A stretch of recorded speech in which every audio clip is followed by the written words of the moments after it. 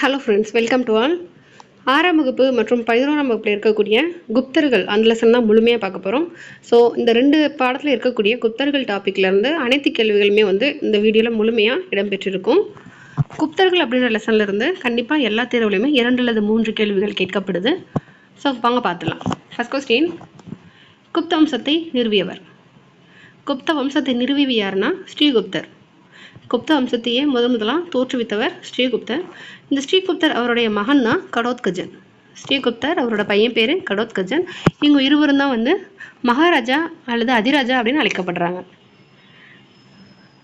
குப்தர்கள் பயன்படுத்திய கோட்பாடு என்னன்னா தெய்வீக உரிமை கோட்பாடு.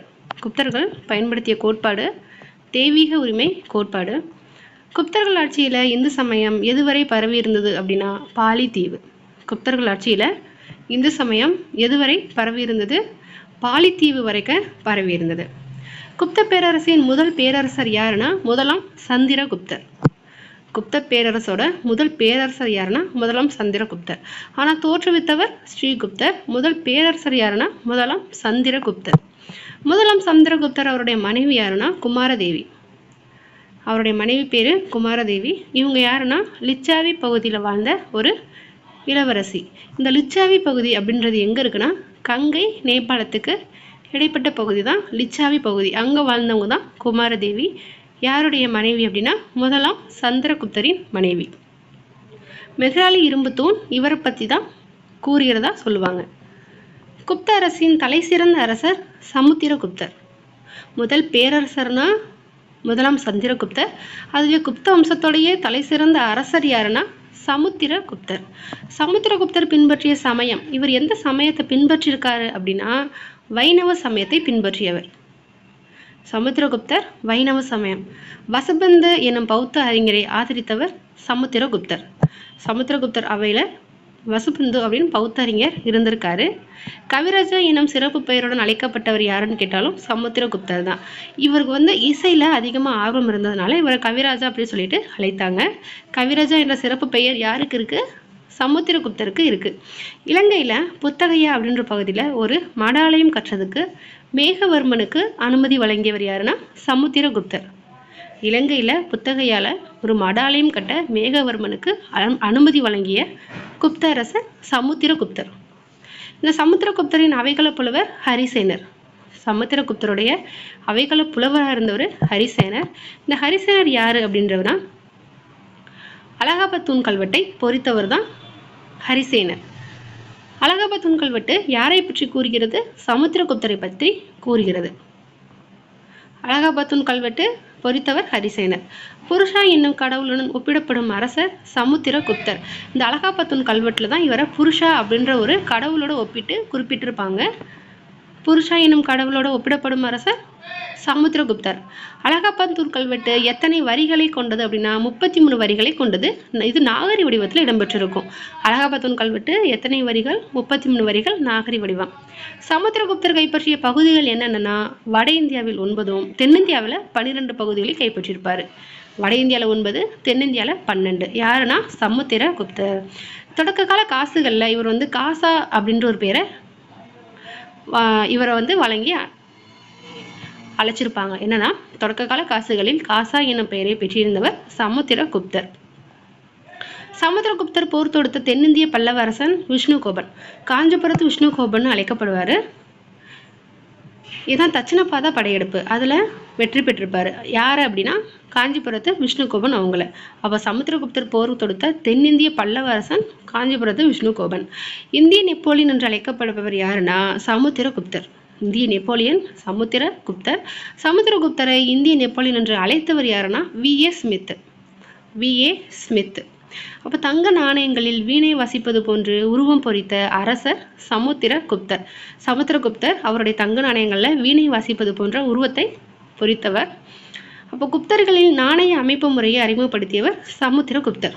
குப்தர்களிலேயே நாணயத்தோட அமைப்பு முறையை அறிமுகப்படுத்தியவர் சமுத்திரகுப்தர். குதிரைகளை பலியிடும் வேதகால சடங்குகளை மீண்டும் அறிமுகப்படுத்தியவர் சமுத்திரகுப்தர். குதிரைகளை பலியிடுற வேதகால சடங்குகளை மீண்டும் அறிமுகப்படுத்திய குப்த அரசர் சமுத்திரகுப்தர். விக்ரமாதித்தன் எனும் சிறப்பு பெயருடன் அழைக்கப்படுபவர் யாருன்னா 2ஆம் சந்திரகுப்தர். இவரை வைத்துதான் விக்ரமாதித்தன் வேதாளம் கதையெல்லாம் வந்ததாக குறிப்பிடப்பட்டிருப்பாங்க. அப்போ விக்ரமாதித்தன் என்ன சிறப்பு பெயர் யாருக்கு இருக்குது அப்படின்னா இரண்டாம் சந்திரகுப்தருக்கு இருக்குது. இது மட்டும் இல்லாமல் இவருக்கு நிறையா சிறப்பு பெயர்கள் இருக்குது, அது பின்னாடி வருது பார்க்கலாம். இரண்டாம் சந்திரகுப்தருடைய தலைநகரம் என்னன்னா பாடலிபுத்திரம். இரண்டாம் சந்திரகுப்தர் எந்த பகுதியை தலைநகராக கொண்டு ஆட்சி செஞ்சார் அப்படின்னா பாடலிபுத்திரம். தனது அரசின் எல்லையை திருமண உறவு மூலம் போர் மூலம் இணைத்தவர் இரண்டாம் சந்திரகுப்தர். தனது அரசின் எல்லையை திருமண உறவு மூலமும் போர் மூலமும் இணைத்தவர் இரண்டாம் சந்திரகுப்தர். இரண்டாம் சந்திரகுப்தரின் ஆட்சி காலத்தில் இந்தியா வந்த சீன பயணி பாகியான். பாகியான் யாருடைய காலத்தில் இந்தியா வந்திருக்காரு அப்படின்னா இரண்டாம் சந்திரகுப்தர். குப்த அரசின் வளம் குறித்து பதிவு செய்திருக்காரு யாரு அப்படின்னா பாகியான் அப்படின்ற சீன பயணி குப்த அரசத்தோட வளம் குறித்து பதிவு செய்திருக்காரு. சாக அரசர்களை தோற்கடித்து மாலவத்தையும் குஜராத்தையும் கைப்பற்றியவர் இரண்டாம் சந்திரகுப்தர். சாக அரசர்களை தோற்கடித்து மாலவத்தையும் குஜராத்தையும் கைப்பற்றியவர் இரண்டாம் சந்திரகுப்தர். குதுப் மினார் அருகில் உள்ள இரும்பு தூண் இவரால் உருவாக்கப்பட்டது. இரண்டாம் சந்திரகுப்தர். இரண்டாம் சந்திரகுப்தர் யாருடன் போரிட்டு ஆட்சிக்கு வந்தார்னா அவருடைய சகோதரன் ராமகுப்தரோட போரிட்டு தான் அவர் ஆட்சிக்கு வந்திருப்பார். பாகியானோட பயணக்குறிப்பு அதோட பேர் என்னன்னா போகோஜி. பாகியானின் பயணக்குறிப்பு போகோஜி. நவரத்னங்கள் அப்படின்ற ஒரு அமைச்சரவை குழு யாருடைய அவையில் இருந்தது அப்படின்னா இரண்டாம் சந்திரகுப்தர் அவருடைய அவையில் இருந்திருப்பாங்க. அவங்க யாருன்னா காளிதாசர் அப்படின்றவர் வந்து சமஸ்கிருத கவிஞர். காளிதாசர் சமஸ்கிருத கவிஞர். ஹரிசேனர் அப்படின்றவர் வந்து சமஸ்கிருத புலவர். ஹரிசேனர் சமஸ்கிருத புலவர். அமரசிம்மர் அப்படின்றவர் வந்து அகராதியல். அமரசிம்மர் அகராதியல். தன்வந்திரி அப்படின்றவர் வந்து மருத்துவர். தன்வந்திரி மருத்துவர். சங்கு கட்டடக்கலை. சங்கு கட்டடக்கலை. காகபானகர் அப்படின்றவர் ஜோதிடர். காகபானகர் ஜோதிடர். வராச்சி அப்படின்றவர் இலக்கண ஆசிரியர். வராச்சி இலக்கண ஆசிரியர். வராகமிகிரர் அப்படின்றவர் வந்து வானியல். வராகமிகிரர் வானியல். விட்டல் பட்டர் அப்படின்னு அழைக்கப்படுறவர் வந்து மாயவித்தை. விட்டல் பட்டர் மாயவித்தை. இந்த இரண்டாம் சந்திரகுப்தர் அவருடைய பட்டப்பெயர்கள் வந்து நிறைய இருக்குது. அது என்னென்னு பார்த்தோம்னா விக்ரமாதித்யர்னு ஒரு பேர் இருக்குது. நரேந்திர சந்திரர், நரேந்திர சிம்மர், சிம்ம சந்திரர், விக்ரம தேவராஜர், தேவகுப்தர், தேவஸ்ரீ, தேவராஜன், சாகரி. இந்த அனைத்து பேருமே அவருக்கு இருக்குது. இரண்டாம் சந்திரகுப்தர் காலத்தில் பஞ்சமண்டலி என்ற குழுமம் இருந்திருக்கு. அப்போ அதை பற்றி கூறுற கல்வெட்டு என்னன்னா சாஞ்சி கல்வெட்டு. பஞ்சமண்டலி என்ற குழுமம் யாருடைய காலத்தில் இருந்ததுன்னா இரண்டாம் சந்திரகுப்தர். அதை பற்றி கூறுற கல்வெட்டு என்னென்ன அப்படின்னா சாஞ்சி கல்வெட்டு. உதயகிரி, மதுரா, சாஞ்சி கல்வெட்டு யாருடைய காலத்தை சேர்ந்தது அப்படின்னா இரண்டாம் சந்திரகுப்தர். உதயகிரி, மதுரா, சாஞ்சி கல்வெட்டு யாருடைய காலத்தை சேர்ந்தது இரண்டாம் சந்திரகுப்தர். சக்கராதித்யர் என்ற பட்டப்பேர் கொண்ட குப்த அரசர் குமாரகுப்தர். சக்கராதித்யர் அப்படின்ற பட்டப்பேர் கொண்ட குப்த அரசர் பேர் குமாரகுப்தர். இவர் தான் வந்து நாலந்தா பல்கலைக்கழகத்தை நிறுவியவர். சமுத்திரகுப்தர் போன்று அஸ்வமேத யாகம் நடத்திய குப்த அரசர் குமாரகுப்தர். சமுத்திரகுப்தர் போன்ற அஸ்வமேத யாகம் நடத்திய குப்த அரசர் யாருன்னா குமாரகுப்தர். ஹீனர்களை விரட்டி அடித்த குப்த அரசர் ஸ்கந்தகுப்தர். ஹீனர்களை விரட்டி அடித்த ஸ்கந்தகுப்தர் அவர் தான் ஹீனர்களை விரட்டி அடிச்சிருப்பாரு. பிடாரி ஒற்றைத்தூண் கல்வெட்டு யாருடைய காலத்தை சேர்ந்தது? ஸ்கந்தகுப்தர் காலத்தை சேர்ந்தது. பிடாரி ஒற்றைத்தூண் கல்வெட்டு ஸ்கந்தகுப்தர் காலத்தை சேர்ந்தது. குப்த அரசின் கடைசி பேரரசர் யாருன்னா ஸ்கந்தகுப்தர். குப்த வம்சத்தோட கடைசி பேரரசர் ஸ்கந்தகுப்தர். முதலாம் நரசிம்மகுப்தர் என்று அழைக்கப்படுபவர் பாலாதித்யர். பாலாதித்யர் அவருடைய இன்னொரு பேர் தான் முதலாம் நரசிம்மகுப்தர். மிகிரகுலருக்கு கப்பம் கட்டி வந்தவர் யாருன்னா பாலாதித்யர். மிகிரகுலருக்கு கப்பம் கட்டி வந்தவர் பாலாதித்யர். எந்த குப்த அரசருக்கு பின்பு குப்த பேரரசு காணாமல் போனது அப்படின்னா பாலாதித்யருக்கு பிறகு காணாமல் போனது. ஆனால் குப்த பேரரசின் அங்கீகரிக்கப்பட்ட கடைசி அரசனாக இருந்தது விஷ்ணுகுப்தர். விஷ்ணுகுப்தர் அவர் தான் கடைசி பேரரசர்னா ஸ்கந்தகுப்தர். அங்கீகரிக்கப்பட்ட கடைசி அரசன் கேட்டாங்கன்னா விஷ்ணுகுப்தர். குப்த பேரரசின் நிர்வாக அதிகாரிகள் எவ்வாறு அழைக்கப்படுறாங்க அப்படின்னா தண்டநாயக்கன் மற்றும் மகா தண்டநாயக்கன் அழைக்கப்படுறாங்க. தண்டநாயக்கன், மகா தண்டநாயகன் யாருன்னா குப்த பேரரசின் நிர்வாக அதிகாரிகளுடைய பேர். குப்த பேரரசோட நாடு எவ்வாறு பிரிக்கப்பட்டது அப்படின்னா தேசம் அல்லது புக்தின்னு பிரிக்கப்பட்டது. தேசம் அல்லது புக்தி. தேசம் மற்றும் இந்த புக்தியை ஆட்சி செய்த ஆளுநர்கள் எவ்வாறு அழைக்கப்படுறாங்க அப்படின்னா உபாரிகா அப்படின்னு அழைக்கப்படுறாங்க. உபாரிக்கான்னு அழைக்கப்படுறாங்க. கிராம அளவில் 8 உறுப்பினர்களை கொண்ட குழு பற்றி கூறும் செப்பேடுனா தாமோதர் செப்பேடு. ஒரு கிராம அளவில் 8 உறுப்பினர்கள் கொண்ட ஒரு குழு இருந்தது. அதை பற்றி கூறும் செப்பேடு தாமோதர் செப்பேடு. கிராம அளவில் அந்த 8 பேர் கொண்ட குழுவின் தலைவராக இருந்தவர் மகாதாரா. மகாதாரா. 3 உபாரிகாக்களுக்கு மகாராஜான்ற பட்டம் இருந்ததா கூறும் கல்வெட்டு தாமோதர் கல்வெட்டு, அதாவது தாமோதர் செப்பேடு. குப்த அரசில் சபா என்னும் குழு பற்றி கூறும் கல்வெட்டு அலகாபாத் கல்வெட்டு. குப்த அரசில் சபா என்னும் குழு பற்றி இருந்த கல்வெட்டு என்னன்னா அலகாபாத் கல்வெட்டு. குப்த அரசில் லோகபாலா என்ற அதிகாரி பற்றும் கூறு கல்வெட்டு ஈரான் கல்வெட்டு. குப்த அரசில் லோகபாலா அப்படின்ற ஒரு அதிகாரி இருந்திருக்காரு. அவரை பற்றி கூறுற கல்வெட்டு என்னன்னா ஈரான் கல்வெட்டு. கல்வெட்டிலும் முத்திரையிலும் இராணுவ அதிகாரிகளின் வகிக்கும் பதவிகளுடன் பெயர்கள் எவ்வாறு பொறிக்கப்பட்டிருந்தது அப்படின்னா பாலா திகிர்தா, மகாபாலா திகிர்தா. கல்வெட்டுலையும் முத்திரையிலையும் இராணுவ அதிகாரிகள் அவங்க வகிக்கும் பதவிகளோட பேர் எவ்வாறு பொறிக்கப்பட்டிருந்ததுன்னா பாலா திகிர்தா, மகாபாலா திகிர்தான் பொறிக்கப்பட்டிருந்தது. குப்த பேரரசில் இருந்த ஒற்றர் அமைப்பு அதோட பேருனா தூதகா. குப்த பேரரசில் இருந்த ஒற்றர் அமைப்பு தூதகா. குப்த ஆண்டு 165 என்று குறிப்பிடப்படும் கல்வெட்டு என்னன்னா ஈரான் தூண் கல்வெட்டு. ஈரான் தூண் கல்வெட்டு. குப்தர் காலத்தில் வட இந்தியாவில் வாணிபம் செய்த துறைமுகம் என்னன்னா தாமிரலிப்தி. இது ரொம்ப முக்கியமானது, கேட்டிருக்காங்க. குப்தர் காலத்தில் வட இந்தியாவில் வாணிபம் செய்த துறைமுகம் தாமிரலிப்தி. வணிகர்கள் எத்தனை வகையினர்? 2. என்னன்னா சிரேஸ்தி, சார்த்தவாகா. இந்த சிரேஸ்தி அப்படின்னா யாருன்னா ஒரே இடத்திலிருந்து வணிகம் செய்தவர்களுக்கு பேர் தான் சிரேஸ்தி. ஒரே இடத்திலிருந்து வணிகம் செய்தவர்கள் சிரேஸ்தி. பல இடங்களுக்கு வண்டியில் சென்று வாணிபம் செய்தவர்களுக்கு பேர் தான் சார்த்தவாகா. பல இடங்களுக்கு போகிறவங்க சார்த்தவாகா. குப்தர் காலத்து கர் சிற்பங்களுக்கு மிக சிறந்த எடுத்துக்காட்டு சாரநாத்தில் காணப்படுற நிற்கும் சிலையில் உள்ள புத்த சிலை தான் இந்த குப்தர் காலத்தில் இருக்கக்கூடிய கற்சிற்பங்களுக்கே ஒரு மிக சிறந்த எடுத்துக்காட்டாக இருக்குது. குப்தர் காலத்து ஸ்தூபிகள் என்னென்னா சமத், உத்தரப்பிரதேசத்தில் இருக்கக்கூடிய சமத், சந்திரகிரி ஒடிசாவில் இருக்குது, மிர்பூர் கான் அப்படின்றது சிந்துவில் இருக்குது. இதுதான் குப்தர் காலத்து ஸ்தூபிகளுக்கு எடுத்துக்காட்டு. சமுத்திரகுப்தருக்கு யாருடைய நாணயங்கள் உந்துதலை அளித்தது அப்படின்னா குஷானர்கள். அவங்களுடைய நாணயங்கள் தான் சமுத்திரகுப்தருக்கு ஒரு உந்துதலை அளித்தது. குப்தருடைய பொற்காசுகள் எவ்வாறு அழைக்கப்பட்டது அப்படின்னா தினாரான்னு அழைக்கப்பட்டது. குப்தரின் பொற்காசுகள் தினாரா. குப்தர்களின் தேசிய சின்னம் கருடன். குப்தர்களின் தேசிய சின்னம் கருடன். சைவம் வைணவம் தோன்றிய காலம் யாருடைய காலம்னா குப்தர்களின் காலத்தில் தோன்றியது சைவம் வைணவம். தர்க்கம் குறித்த முழுமையான பௌத்த நூலை எழுதியவர் வசுபந்து. தர்க்கம் குறித்த முழுமையான பௌத்த நூலை எழுதியவர் வசுபந்து. இவர் ஒரு பௌத்த அறிஞர்.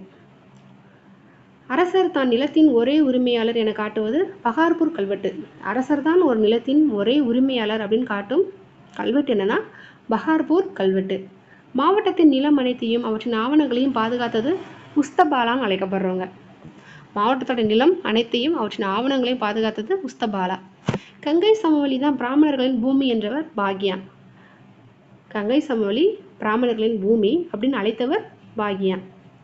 குப்தர்கள் அலுவலக மொழியாக பயன்படுத்திய மொழி என்னன்னா சமஸ்கிருதம். குப்தர்களின் அலுவலக மொழி சமஸ்கிருதம். ஆனால் அவங்களுடைய பேச்சு மொழியாக இருந்தது அப்படின்னா பிராகிருதம். குப்தர்களின் பேச்சு மொழியாக இருந்தது பிராகிருதம். குப்தர்களின் எழுத்தை கண்டுபிடிக்க தூண்டுகோலாக இருந்தவர் சார்லஸ் வின்கின்ஸ். குப்தர்களின் எழுத்தை கண்டுபிடிக்க தூண்டுகோலாக இருந்தவர் சார்லஸ் வின்கின். இராணுவ கிடங்கின் தலைமை அலுவலகம் ரணபந்தன் அப்படின்னு அழைக்கப்படுது. குப்தர்களுடைய இராணுவ கிடங்கோட தலைமை அலுவலகம் எவ்வாறு அழைக்கப்படுது அப்படின்னா ரணபந்தன் அப்படின்னு அழைக்கப்படுது. வராகமிகிரர் எழுதிய நூல் பிருகத் சம்ஹிதா, பிருகத் ஜாதகா, பஞ்ச சித்தாந்தகா. பிருகத் சம்ஹிதா, பிருகத் ஜாதகா, பஞ்ச சித்தாந்தகா எழுதியது யாருன்னா வராகமிகிரர். காமாந்தகர் எழுதிய நூல் என்னன்னா நீதிசாரம். காமாந்தகர் நீதிசாரம். பாணினி அவங்க எழுதிய நூல் என்னன்னா அஷ்டத்தியாயி. பாணினி அஷ்டத்தியாயி. பதஞ்சலி எழுதிய நூல் மகாபாஷ்யம் யோக தரிசனம். பதஞ்சலி அவங்க எழுதிய நூல் மகாபாஷ்யம் யோக தரிசனம். சந்திரகோஷியா அவங்க எழுதிய நூல் சந்திர வியாக்கரணம். சந்திரகோஷியா சந்திர வியாக்கரணம். காளிதாசர் எழுதிய நூல் என்னன்னா மேகதூதம், ரகுவம்சம், குமார சம்பவம், சாகுந்தலம், மாளவிகா, கனிமித்ரம், ரிது சம்காரம். இது எல்லாமே காளிதாசர் அவருடைய எழுதிய நூல். விசாகதத்தர் எழுதிய நூல் என்னன்னா முத்ரா ராட்சசம், தேவி சந்திரகுப்தம். முக்கியமான நூல் முத்ரா ராட்சசம், தேவி சந்திரகுப்தம் இரண்டுமே விசாகதத்தர் எழுதிய நூல். வாஸ்தியாயனர் எழுதிய நூல் என்னன்னா காமசூத்திரம். வாஸ்தியாயனர் காமசூத்திரம். ஆரியப்பட்டர் எழுதிய நூல் சூரிய சித்தாந்தகா. சூரிய சித்தாந்தகா ஆரியப்பட்டர். வாக்பதர் எழுதிய நூல் அஷ்டாங்க சம்கிருதம். வாக்பதர் எழுதிய நூல் அஷ்டாங்க சம்கிருதம். பூஜ்ஜியத்தின் கண்டுபிடிப்பும் அதன் பரிணாம வளர்ச்சியாக தசமையின் முறையும் நவீன உலகிற்கு விட்டு சென்றவர்கள் யாருன்னா குப்தர்கள். பூஜ்ஜியத்தோட கண்டுபிடிப்பையும் அதன் பரிணாம வளர்ச்சியாக தசமையின் முறையும் நவீன உலகத்திற்கு விட்டு சென்றவர்கள் குப்தர்கள். தண்ணீர் தேங்குவதை தடுக்க ஜல நிற்கமா என்ற வடிகால் அமைப்பு இருந்ததாக கூறியவர் அமரசிம்மர். தண்ணீர் தேங்குவதை தடுக்க ஜல நிற்கமா என்ற வடிகால் அமைப்பு இருந்ததாக கூறியவர் அமரசிம்மர். குஜராத் கிர்னார் மலையில் உள்ள புகழ்பெற்ற ஏரி சுதர்சனா ஏரி. குஜராத் கிர்னார் மலையில் உள்ள மிகவும் புகழ்பெற்ற ஏரி சுதர்சனா ஏரி. பூமி தனது அச்சில் சுழல்கிறது என்றவர் ஆரியப்பட்டர். பூமி தனது அச்சில் சுழல்கிறது அப்படின்னு சொன்னவர் ஆரியப்பட்டர். அறுவை சிகிச்சை முறை பற்றி விளக்கிய முதல் இந்தியர் யாருன்னா சுஸ்ருதர். அறுவை சிகிச்சை முறை பற்றி விளக்கிய முதல் இந்தியர் சுஸ்ருதர். ஓகே, இப்போ வேளாண்மைக்கு உகந்த நிலம் எவ்வாறு அழைக்கப்படுது அப்படின்னா கேத்ரா. வேளாண்மைக்கு உகந்த நிலம் கேத்ரா. இதை பொறுத்துகளை கேட்டிருக்காங்க. தரிசு நிலம் அப்படின்னா கிலா. தரிசு நிலம் கிலா. வனம் மற்றும் காட்டு நிலம் எவ்வாறு அழைக்கப்படுது அப்படின்னா அப்ரகிதா. அப்ரகிதா. மேய்ச்சல் நிலம் கபதசரகா. மேய்ச்சல் நிலம் கபதசரகா. குடியிருப்புக்கு உகந்த நிலம் வஸ்தி. குடியிருப்புக்கு உகந்த நிலம் வஸ்தி.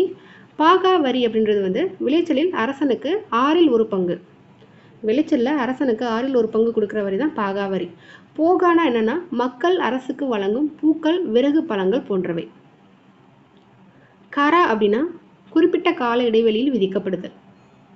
பாலினா என்னன்னா ஆரம்பத்தில் விருப்பம், பின்பு கட்டளையாக வசூலிக்கப்படுறது. உதியங்கா அப்படின்னா காவல் வரி அல்லது நிலவரி. அதுதான் உதியங்கான்னு அழைக்கப்படும். ஹிரண்யா அப்படின்றது தங்க நாணயம் மீது விதிக்கும் வரி தான் ஹிரண்யா. வாதபூதா அப்படின்றது என்ன வரினா காற்றுக்கும் ஆவிகளுக்கும் செய்ய வேண்டிய சடங்குக்கு கட்டும் வரி தான் வாதபூதா. சுல்கா அப்படின்னா நுழைவு வரி. சுல்கா நுழைவு வரி. கிளிப்தா அல்லது உபகிளிப்தா அப்படின்றது நிலப்பதிவின் போது விதிக்கப்படுற வழி தான் கிளிப்தா, உபகிளிப்தா. மகாவிஷ்ணுவின் 10 அவதாரங்கள் கொண்டு கட்டப்பட்ட கோவில் தியோகர் கோவில். மகாவிஷ்ணு அவங்களுடைய 10 அவதாரங்களை கொண்டு கட்டப்பட்ட கோவில் தான் தியோகர் கோவில். நிலப்பிரபுக்களின் பண்புகளை பட்டியலிட்டவர் RS சர்மா. நிலப்பிரபுக்கள் இருந்திருக்காங்க, அவங்களுடைய பண்புகளை பட்டியலிட்டவர் RS சர்மா. குப்தர் காலத்தில் மக்கள் சந்தோஷமாக இல்லை என்று கூறியவர் RS சர்மா. வசபந்துவோட சீடராக இருந்தவர் திக்நாதர். குப்தர் காலத்தில் சமண ராமாயணத்தை எழுதியவர் விமலா. குப்தர்கள் காலத்தில் சமண ராமாயணத்தை எழுதியவர் யாருன்னா விமலா. நிலப்பிரபுத்துவ துணைநிலை ஆளுநர் எவ்வாறு அழைக்கப்படுறார் அப்படின்னா சமந்தா.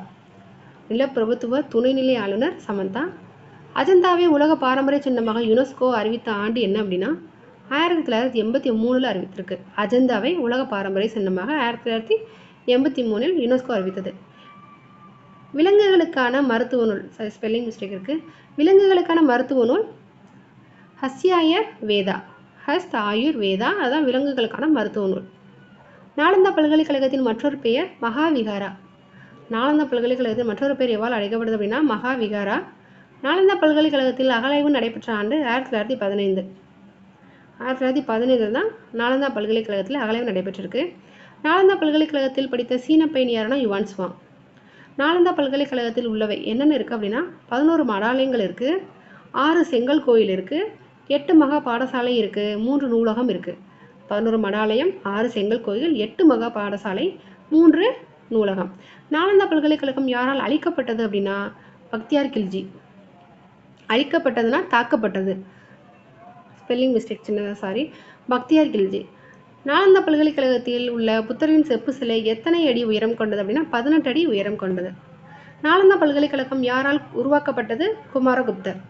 நாரஸ்மிருதி என்னும் நூலை எழுதியவர் அமரசிம்மர். நாரஸ்மிருதி அப்படின்னு நூலை எழுதியவர் அமரசிம்மர். தேங்க்யூ.